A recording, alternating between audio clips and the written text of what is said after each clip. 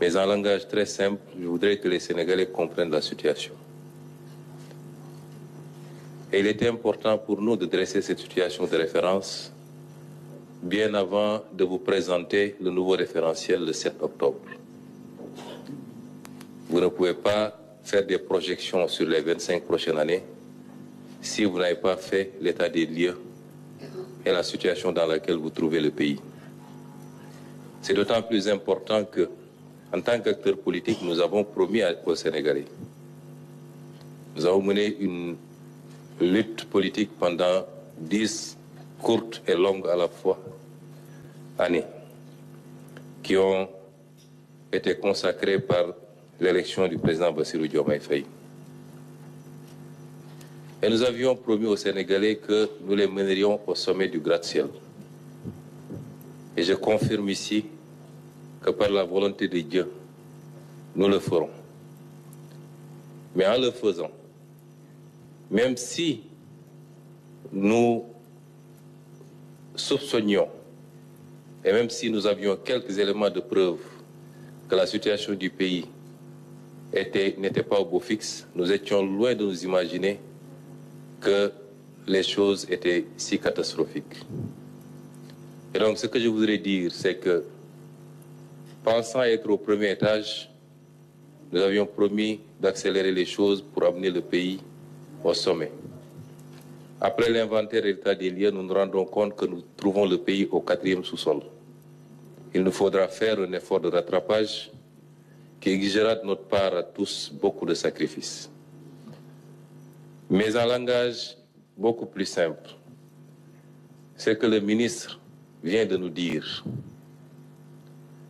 c'est que les autorités que nous avons remplacées ont menti au pays et ont menti aux partenaires en falsifiant les chiffres publics, en donnant des données erronées, au moins sur les 3 aspects qu'il a soulevés, mais vous pouvez le considérer sur tout autre aspect, en l'occurrence ici, le déficit public, qui est au double de ce qui a été annoncé pendant tout ce temps. La dette publique, qui est 10 points plus élevée que ce qui a été annoncé. Et de manière constante d'ailleurs, de 2019 à 2023. L'exercice aurait pu remonter plus loin. On aurait su ici, la tendance avait pris départ un peu plus tôt, mais les 4 exercices nous suffisent pour voir à quel point le régime du président Macky Sall a menti au peuple, a menti aux partenaires, a tripatouillé les chiffres pour donner une image économique, financière et budgétaire qui n'avait rien à voir avec la réalité. C'est d'une gravité extrême. D'une extrême gravité. Sur le 3e point, il a abordé la question du surfinancement. De manière très simple, ça veut dire simplement que les partenaires avaient accepté que le Sénégal puisse aller en termes de levée de fonds au-delà de ce qui était annuellement autorisé en prévision du début des 4 premiers mois de l'exercice 2024 qui, dans tous les cas, étaient des exercices incertains au regard des élections qui se profilaient. 600 milliards qui n'auraient dû être dépensés qu'à partir du 1er janvier, mais que le régime sortant a dépensé avant notre arrivée au pouvoir, c'est-à-dire avant 2024, sur l'exercice 2023, ce qui est extrêmement grave. Il est important d'insister sur ce point, parce que la manipulation a voulu faire croire aux Sénégalais qu'il y avait un problème avec le surfinancement et que c'est notre régime qui a utilisé ces fonds, ce qui est totalement faux. Ça a été utilisé et de manière injustifiée pour plus de 300 et quelques milliards par l'ancien régime. Et au moment où on parle, nous ne trouvons nulle trace de l'utilisation des fonds. Je voudrais, avant de donner la parole à Monsieur le ministre de la Justice, saluer ici le courage d'un homme, le président de la République.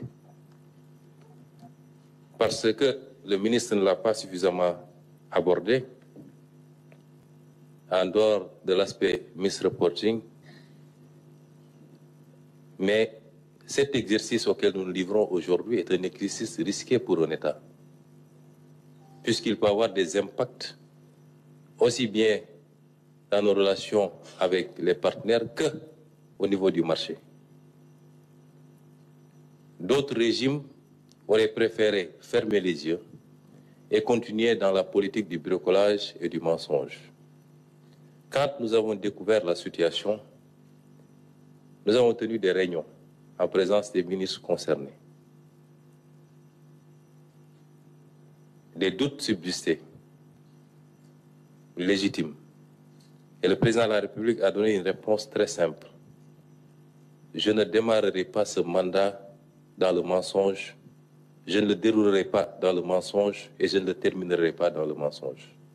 Quelles que soient les conséquences de cette situation, je dirai la vérité au peuple sénégalais. Et je dis que Dieu aime le Sénégal. Parce que si on avait été inscrit dans la continuité, je puis vous assurer que ceux qui sont à l'origine de cette situation ne l'auraient jamais présenté tel que nous le ferons aujourd'hui. Et le peuple sénégalais aurait été rattrapé tôt ou tard par les conséquences catastrophiques. Nous avons vu énormément de pays se retrouver en situation quasiment de faillite parce que leurs élites ont préféré taire la vérité et continuer dans la manipulation. Je voudrais saluer le courage de cet homme également. Quand le Sénégal devait être programmé au FMI au mois de juillet, il a pris la décision de ne pas présenter le dossier du Sénégal et a dépêché le ministre des Finances pour aller le dire au FMI, aux États-Unis, et leur dire nous préférons ne pas avoir de décaissement plutôt que de le faire sur une base erronée et demain en subir les conséquences. Certains manipulateurs ont voulu dire aux Sénégalais que le FMI a reporté le rendez-vous parce qu'on aurait opéré des levées de fonds. C'est totalement faux. C'est à notre initiative, et seulement à notre initiative. C'est nous qui avons demandé au FMI. Et le FMI pourra démentir si ce n'est pas vrai. C'est nous qui avons envoyé, dépêché une délégation pour dire au FMI que nous préférons reporter ce rendez-vous, le temps de terminer le travail que nous étions en train de faire et de pouvoir nous présenter à lui dans des conditions qui reflètent la situation du pays. Ces précisions sont extrêmement importantes parce que nous sommes dans un pays de manipulation, de diffusion de fausses nouvelles à longueur de journée. Et sur ces questions, j'inviterai tous les Sénégalais à beaucoup plus de retenue parce qu'il s'agit de l'image du pays et de sa crédibilité à l'extérieur. C'est des questions qui relèvent à la limite de sécurité nationale.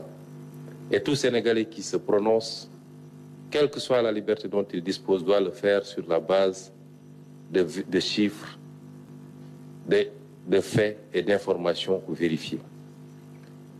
Je m'en limiterai à ça. Et ces données ou ces informations qui ont été produites ne seront jamais démenties par ceux qui en sont les auteurs.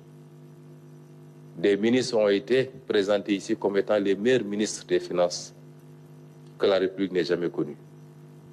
Le ministre Moustapha Ba, le ministre Amadou Ba, d'abord en tant que ministre et en tant que Premier ministre, et même le président de la République Macky Sall. Et tout ce beau monde a menti aux Sénégalais, a menti au peuple, a menti aux partenaires pour pouvoir simplement bénéficier de fonds et qui, j'y reviendrai après, le plus souvent ont été détournés de leur objectif. C'est une situation d'une extrême gravité qui appelle à l'exercice de situation des responsabilités, mais également la nécessité d'en tirer toutes les conséquences. Et c'est pourquoi je vais donner la parole à M. le ministre de la Justice, qui donnera quelques éclairages sous l'angle juridique. Monsieur le ministre, vous avez la parole. Je vous remercie, Monsieur le Premier ministre. Monsieur le Premier ministre, Monsieur les ministres, Mesdames et Messieurs les ministres, Mesdames et Messieurs, le rapport que vient de nous livrer le ministre de l'Économie, du Plan et de la Coopération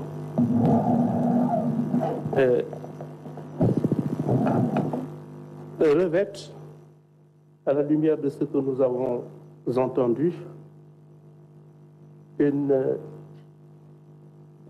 ces faits sont d'une gravité certaine et semblent revêtir une qualification pénale que les autorités judiciaires compétentes saisies vont devoir déterminer au moyen d'investigation qu'elles jugent appropriées.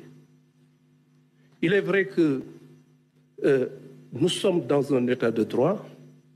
Les deniers publics, dans le cadre de l'agencement juridique du pays, on a conféré un statut privilégié à nos deniers publics. Et de ce point de vue, donc, il est vrai qu'il ne m'appartient pas a priori de juger de l'effectivité des faits. Il appartiendra donc aux autorités judiciaires et policières de le déterminer, c'est leur travail.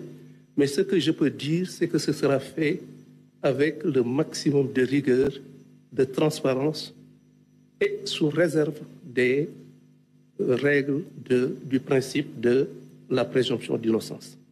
Mais ce qui est certain, c'est que toutes les conséquences juridiques et judiciaires seront rigoureusement tirées, les faits seront décortiqués de façon particulièrement transparente, claire et objective, les responsabilités situées et les personnes susceptibles d'avoir eu à commettre des faits contraires ou en infraction avec la loi pénale en subiront toutes les conséquences de façon rigoureuse. Je vous remercie, Monsieur le Président. Merci, Monsieur le ministre de la Justice. En conclusion, en tout cas, je voudrais dire que le peuple sénégalais doit comprendre qu'on est en un tournant extrêmement important de la vie de la nation. Quoi de plus normal d'ailleurs que nous ayons choisi ce jour, que ce jour ait coïncidé avec la célébration de ce douloureux événement qui est là, le naufrage du bateau le Joola. Certains ont voulu dire pourquoi organiser ça ce même jour. Mais symboliquement, c'est la somme de nos négligences coupables et celle de nos autorités politiques qui est à la base de toutes les catastrophes que nous vivons. Si on en est là, c'est parce que malheureusement, des comportements comme ceux que nous voulons de décrire ont privé le pays d'un certain nombre d'atouts qui jettent aujourd'hui les jeunes dans les océans. Ont privé le pays d'un certain nombre d'atouts qui auraient réglé la question des inondations, puisque 750 milliards sont supposés avoir été engloutis. Il ne faut pas sous-estimer ces comportements.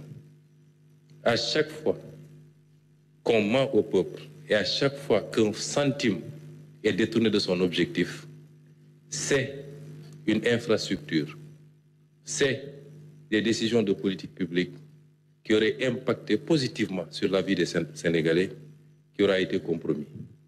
Et c'est pourquoi nous voulons que le peuple sénégalais mesure la gravité de cet instant. Le vrai débat, il est là. Ce n'est pas les diversions qu'on nous sert tous les jours à travers les médias et les réseaux sociaux. Les vrais débats dans les pays démocratiques avancés sont de cet ordre-là. Parce que c'est ça qui impacte sur la vie des Sénégalais. Et non pas les débats de personnes à longueur de journée. Et je voudrais dire ici que notre combat politique pendant toutes ces années n'a été autre chose que ça. Et nous serons à la hauteur, parce que ceux qui ont donné leur vie pour que ce projet aboutisse, nous devons nous hisser à leur hauteur et les rendre fiers d'avoir combattu. Aujourd'hui est un jour important, un point de départ qui, au-delà de la présentation de ces chiffres, doit marquer une nouvelle page dans la vie de ce pays et dans la gestion des affaires politiques. Nous respectons donc la parole donnée au peuple. Cette parole est reflétée par tout notre combat. Sur ces considérations, pendant 10 ans, nous avons alerté. Je me rappelle qu'en 2018, en tant que député, j'adressais aux représentants du Fonds monétaire ici à Dakar une correspondance pour attirer son attention sur le dépassement sur les ressources extérieures de plus de 300 milliards. Cette correspondance avait été préparée par l'actuel président de la République et une petite équipe. Nous avons toujours alerté. Et j'ai toujours dit, sur la tribune de l'Assemblée nationale, qu'on ne gouverne pas un pays dans le mensonge et dans la manipulation. Aujourd'hui, que nous sommes aux affaires, nous pouvons plus aisément prouver aux Sénégalais jusqu'à quel point ils ont été manipulés. Mais rien ne sera plus comme avant. En ne présentant pas notre dossier au FMI par devoir de vérité, nous nous sommes ainsi passés de ressources de l'ordre de 230 milliards de francs CFA au mois de juillet 2024. Mais c'est la responsabilité de ceux qui ont manipulé les Écritures et qui ont privé le pays de ses ressources. Ceci pour ne pas nous mentir à nous-mêmes, mais pour ne pas mentir au peuple ni à nos partenaires techniques et financiers. Notre nouveau paradigme sera désormais de ne plus attendre, moyennant des financements, qu'on nous pose des conditionnalités qui sont des évidences et des exigences que nous devions nous-mêmes adopter. Que nous devions nous-mêmes adopter dans la gestion de nos finances publiques, la protection des couches vulnérables, dans la bonne gouvernance et la lutte contre la corruption, le détournement des deniers publics et le blanchiment de capitaux. Effectivement, des faits qui ont été constatés et qui vous ont été présentés, au-delà de leur impact sur la situation des finances publiques, soulèvent des problématiques notamment de corruption. C'est ça qui est regrettable. Non seulement ils ont manipulé les chiffres, mais toute cette manne financière qui a été captée par le Sénégal a été détournée pour une très grande partie de ces objectifs pour enrichir des autorités politiques. Et donc la politique d'endettement effrénée a donné lieu à l'utilisation des ressources de façon non transparente et favorable à une corruption généralisée. L'endettement par le biais d'offres spontanées. Là, nous abordons la méthodologie, le modus operandi pour détourner en masse les deniers publics. Ce n'est pas l'objet de ce point de presse. Et ultérieurement, comme je l'ai dit, sur chacune des questions qui sera évoquée, des ministres et des directeurs généraux viendront faire la situation détaillée. Mais le recours spontané, quasi spontané, à la méthode des offres spontanées d'investisseurs dans des conditions nébuleuses et l'utilisation abusive du secret défense. Plus de 2500 milliards ont été dépensés ces 4 dernières années sous le sceau du secret défense pour échapper aux règles des marchés publics. Et bonjour les dégâts. Et donc toutes ces pratiques ont facilité la corruption. Plus de 25 000 milliards de CFA ont été mobilisés, offrant un champ illimité à toutes les dérives. De telles pratiques, y compris celles consistant à contracter des crédits bancaires hors du circuit de contrôle budgétaire, ouvrent la voie des dérives dans l'utilisation discrétionnaire des ressources. Le Trésor public s'est retrouvé dans une situation où il n'est au courant de ces opérations qu'au moment de leur effectivité ou au moment du remboursement des prêts contractés. Je pense sur toutes les mauvaises pratiques qui ont permis à des lobbies politico-affairistes de détourner une bonne partie de ces fonds de leur destination en s'enrichissant indûment à coups de centaines de milliards. Il en va de la pratique des remises gracieuses. Il en va de la pratique des remises gracieuses. Et chacun de ces points que j'évoque va faire l'objet plus tard d'un exposé qui permettra aux Sénégalais d'apprécier le carnage qui a été organisé. Il en va de la pratique des remises gracieuses, des fausses exonérations fiscales, celle des acquiescements ou autres rachats de créances, celle des certificats nominatifs d'obligation, de l'accaparement foncier et la privatisation illégale du patrimoine bâti de l'État, au profit de la famille, au profit du griot, au profit des amis. Et dans les jours à venir, vous aurez tous les détails par rapport à ces pratiques. Il y a même lieu de s'interroger sur les conditions d'attribution des marchés d'approvisionnement du pays en hydrocarbures. Et sur le surfinancement de 605 milliards de l'exercice 2023, une bonne partie a été effectivement utilisée en couverture d'opérations extra-budgétaires. La vérité n'a pas été dite aux Sénégalais sur ce dossier, comme je l'ai dit tout à l'heure. Mais nous n'avons pas trouvé ces ressources dans les caisses, ou alors une bonne partie de cette somme, lorsque le président Diomaye prenait fonction. Les responsabilités devront être situées, le ministre de la Justice en a parlé, de tous ceux qui ont eu à jouer un rôle.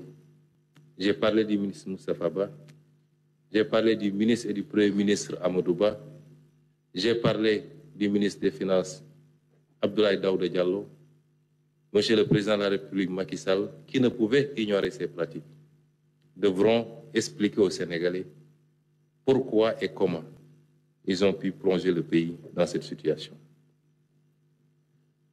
Si on le fait, c'est parce qu'il est indispensable, d'autant que nous allons demander aux Sénégalais de consentir à des efforts extrêmement importants les années à venir. Le ministre de l'Économie en a abordé certains sur la subvention, sur la fiscalité et sur beaucoup d'autres aspects. Vous ne pouvez pas demander au peuple de faire ces efforts sans pour autant que ceux qui sont les auteurs de ce carnage puissent venir justifier devant ce même peuple leurs actes. Et c'est extrêmement important. Mais je ne voudrais pas terminer sur une note négative. Je veux parler au peuple sénégalais. La situation est certes pas reluisante. Nous nous y attendions, même si ce qu'on découvre dépasse l'entendement. Mais elle n'est pas irrécupérable pour autant. On a beaucoup parlé de nos relations avec les partenaires. Moi, je crois d'abord et surtout à nos efforts endogènes pour faire face à cette situation et prendre notre destin en main. À un peuple qui veut, rien n'est impossible. Et ma conviction, c'est que le peuple sénégalais veut. Et il a aujourd'hui la locomotive qu'il faut. Il a des dirigeants, et je le dis ici, sans fausse modestie, il a des dirigeants intègres, compétents, avec une vision qui sera présentée, qui a été présentée, mais qui sera opérationnalisée à partir du 7 octobre. Des équipes dynamiques, majoritairement jeunes, qui ne ménagent aucun effort pour atteindre le résultat, qui sont dans un engagement patriotique, désintéressé. Pour que ça marche, il faut que le peuple se hisse à la hauteur de ce leadership, en l'accompagnant, en privilégiant le débat qualitatif, en répondant présent à l'effort de développement qui doit tous nous interpeller. Il y aura beaucoup d'efforts à fournir. Churchill avait dit à son peuple en pleine guerre qu'il ne leur promettait pas. Tout ce qu'il pouvait leur promettre, c'est du sang et de la sueur, mais qu'au bout, il verrait la victoire. Nous n'en sommes pas à ça. Nous demandons simplement au peuple de consentir un tant soit peu de sacrifice, chacun et chacune d'entre nous. Et quand nous leur présenterons la nature de ces sacrifices, qu'on fasse l'effort de dépassement qu'il faut, qu'on fasse preuve de beaucoup d'altruisme pour que la chose que nous gérons en commun puisse prospérer. Parce que si elle prospère, chacun d'entre nous individuellement va prospérer. Et nous vous garantissons, nous de notre côté, que nous ne ménagerons aucun effort. Absolument pas. Nous travaillerons d'arrache-pied, matin, midi et soir. Et nous ne tolérerons aucun écart, aucun, dans la gouvernance actuelle, pour que le résultat attendu par ce peuple puisse être atteint.